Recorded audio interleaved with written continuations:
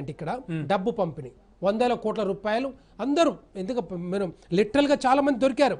మా నాయకులు మా కార్యకర్తలు వాళ్ళని పట్టుకొని పోలీసు వాళ్ళకి అప్పచెప్తే వాళ్ళు ఉల్టా మమ్మల్ని తీసుకుపోయి పోలీస్ స్టేషన్ లో పెట్టారు.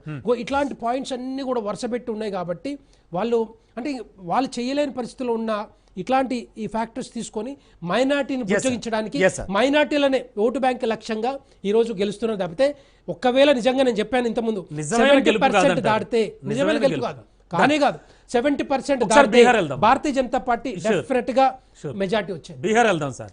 బీహార్ మాట చెప్పిన వెంటనే మీ ఫేస్ బాగా పొంగిపోవాలి. ఎందుకంటే అసలు 189 అండ్ మహాగఠబంధన్ వచ్చి 50 అండ్ ఇతరులు 4. ఓకే, ప్రెసెంట్ ట్రెండ్స్ చూస్తే కనుక తెలుస్తోంది. ఎట్లా అంటే ఇది ఎవరి ప్రభ, ఎవరి చరిష్మా, నితీష్ ఆర్ ప్రధాని మోడీ, ఏం చెప్తారు? డెఫినెట్ గా ఎన్డీఏ కూటమి ఏదైతే డెవలప్మెంట్ గానీ వెల్ఫేర్ స్కీమ్స్ ఏవైతే తీసుకొచ్చి ఇంప్లిమెంట్ చేస్తా ఉందో భారతదేశం అంతా కూడా డెఫినెట్ గా దాన్ని స్వాగతిస్తా ఉన్నారు. భారతదేశ ప్రజలందరూ స్వాగతిస్తా ఉన్నారు. మోడీ హవా తక్కువేం కాదు కదా.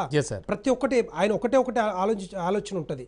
అంత్యోదయ సిద్ధాంతం ప్రకారం, అంత్యోదయ సిద్ధాంతం అనేది ఏదైతే ఉందో దాని ప్రకారం ప్రతి ఒక్కరు బాగుపడాలి ఈ భారతదేశంలో అనే ఆలోచనతోటి అందరిని డెవలప్ చేసుకుంటూ వస్తా ఉన్నారు. సో ఇక్కడ ఒకవైపు నుంచి కాంగ్రెస్ చిత్తుగా ఓడిపోతా ఉంది బీహార్ లో. కనీసం తేజస్వి యాదవ్ ముఖ్యమంత్రి అభ్యర్థి ఓడిపోతా ఉన్నాడు, వెనకంజలో ఉన్నారు. సో అట్లాంటి అలాంటి వాళ్ళని, ఎందుకంటే వీళ్ళంతా జంగిల్ రాజు